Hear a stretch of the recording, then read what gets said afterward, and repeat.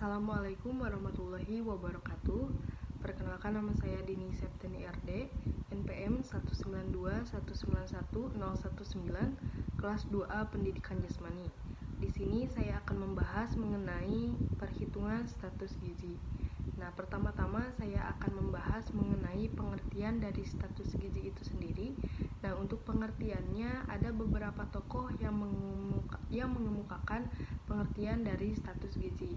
Nah, di sini saya akan membahas hanya dari satu tokoh saja, yaitu dari Cakrawati Dewi dan Mustika NH pada tahun 2014 nomor 25. Beliau mengemukakan bahwa pengertian dari status gizi ini adalah keadaan tubuh yang merupakan hasil akhir dari keseimbangan antara gizi yang masuk ke dalam tubuh dan juga pada saat penggunaannya. Nah, kemudian ada metode penilaian status gizi.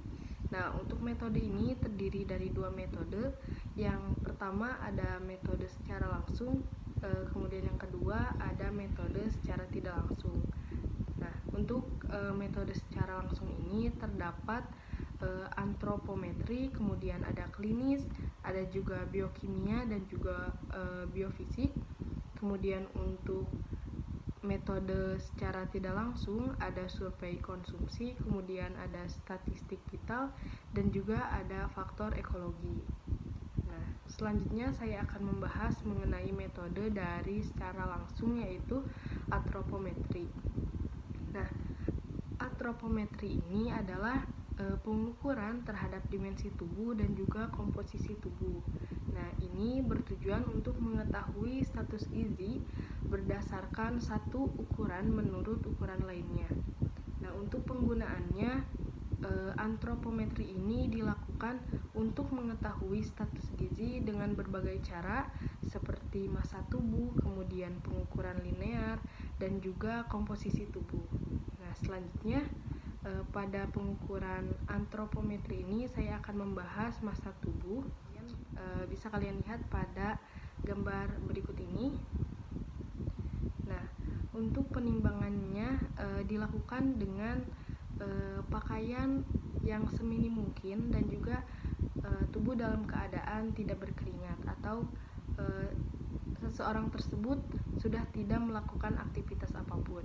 Kemudian pada saat penimbangannya menggunakan alat timbang berat badan standar dengan ketelitian sampai 100 gram. Kemudian ada pengukuran linear. Nah, bisa kalian lihat pada gambar berikut ini. Nah, untuk gambar ini yaitu pengukuran linear untuk tinggi badan. Kemudian selanjutnya ada pengukuran linear pada panjang badan. Kemudian ada pengukuran linear pada lingkar kepala. Selanjutnya ada pengukuran linear pada lingkar dada. Kemudian ada pengukuran linear pada lingkar lengan atas atau biasa disingkat LLA. Kemudian ada pengukuran linear tinggi lutut. Nah, bisa kalian lihat pada contoh-contoh pengukuran linear tersebut. Selanjutnya ada komposisi tubuh. Nah, ini juga bisa kalian lihat pada gambarnya. Untuk komposisi tubuh ini terdiri dari pengukuran bisep, kemudian trisep, subscapula, dan juga suprailiasa. Nah, di sini saya akan mencontohkan untuk pengukuran pada komposisi tubuh dengan mengukur komposisi tubuh adik saya. Nah, baik, sebagai contoh kasus, adik saya yang bernama Yusar, dia itu berumur 17 tahun, kemudian memiliki berat badan 57 kg. Nah, bisa kalian lihat pada gambar berikut ini. Nah, bahwasannya setelah diukur, Yusar itu pada trisepnya ukurannya 13 mm, kemudian untuk bisepnya 7 mm, untuk subscapulanya 10 mm, kemudian untuk suprailiasanya 18 mm. Jadi untuk keseluruhannya yaitu berjumlah 48 mm. Nah, kita bisa lihat pada tabel berikut ini 48 meter yang dihasilkan dari hasil pengukuran triceps, biceps, subscapula dan juga suprailiasa ini berada di tebal lipatan kulit 50 mm. Nah, karena adik saya ini berumur 17 tahun, maka untuk persentase lemaknya sebesar 19,0, yang artinya berat lemak tubuh Yusar itu adalah 19,0% dikali berat badannya yaitu 57 kg. Nah, hasilnya adalah 10,8 kg, sehingga berat badan tanpa lemak adalah 57 kg dikurangi 10,8 kg. Jadi untuk BB tanpa lemak Yusar adalah 46,2 kg. Nah, baik, dilanjutkan ke pembahasan selanjutnya, ada penilaian klinis. Nah, untuk penilaian klinis atau pemeriksaan klinis adalah sebuah metode yang sangat penting untuk menilai status gizi seseorang. Dengan menilai status gizi ataupun status jaringan epitel seperti kulit, kemudian mata, rambut, dan juga mukosa oral atau pada organ-organ yang dekat dengan permukaan tubuh seperti kelenjar tiroid. Selanjutnya ada tanda-tanda klinis kurang gizi. Nah, bisa teman-teman lihat pada gambar berikut ini. Nah, ada gejala klinis anak gizi buruk, marasmus. Nah, untuk ini bisa dilihat pada anak yang mengalami marasmus ini iganya gambang, kemudian perutnya juga cekung, dan juga dia tampak sangat kurus. Nah, kemudian ada gejala klinis anak gizi buruk, kwashiorkor.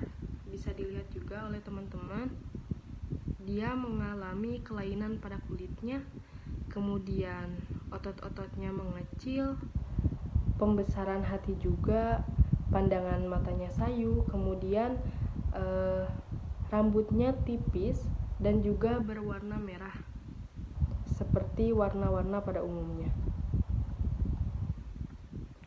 Nah, dilanjut ke penilaian biokimia. Untuk penilaian biokimia atau pemeriksaan laboratorium, ini dilakukan melalui pemeriksaan spesimen jaringan pada tubuh seperti darah, kemudian urin, tinja, hati, dan juga otot yang diuji secara laboratoris, terutama untuk mengetahui kadar hemoglobin, kemudian ferritin, glukosa, dan juga kolesterol. Nah, dilanjutkan ke penilaian biofisik. Nah, penilaian biofisik ini adalah penentuan status gizi berdasarkan kemampuan fungsi dari jaringan dan perubahan struktur dari jaringan. Nah, dilanjutkan ke faktor yang berpengaruh terhadap status gizi. Bisa teman-teman lihat juga pada gambar ini. Nah, jika seseorang itu mempunyai kebiasaan makan yang baik, maka status gizinya juga akan baik. Maka tubuhnya itu bisa dikatakan sehat. Nah, begitupun sebaliknya, jika kebiasaan makan seseorang tersebut jelek, maka status gizinya juga jelek. Nah, jadi jika status gizinya jelek ini ada dua kemungkinan. Yang pertama yaitu gizi kurang dan juga gizi lebih. Nah, untuk gizi kurang, seseorang tersebut akan mengalami KKP atau anemia zat besi, kemudian kurangnya vitamin A, dan juga lain-lainnya. Selanjutnya, untuk gizi lebih, seseorang tersebut akan mengalami jantung koroner, kemudian hipertensi, diabetes mellitus, obesitas, kanker, dan juga lain sebagainya. Baik, dilanjutkan ke pembahasan yang terakhir yaitu cara menghitung status gizi pada seseorang. Nah, saya akan melakukan pada adik saya untuk contohnya. Nah, jadi adik saya ini merupakan siswa yang berusia 17 tahun. Dia juga memiliki tinggi badan 165 cm dengan berat badan 57 kg. Nah, untuk perhitungannya rumusnya adalah berat badan dibagi tinggi badan dengan satuan meter kuadrat, kemudian dijumlahkan. Nah, untuk berat badan adik saya yaitu 57 kg, kemudian untuk tingginya yaitu 165 cm jika ke dalam meter menjadi 1,56 meter kuadrat. Nah, kemudian itu dijumlahkan yang menghasilkan untuk keseluruhannya yaitu 21,11. Nah, maka bisa dikatakan status gizi Yusar itu atau status gizi adik saya adalah normal. Nah, baik, cukup sekian yang dapat saya sampaikan. Atas kekurangannya saya mohon maaf. Wassalamualaikum warahmatullahi wabarakatuh.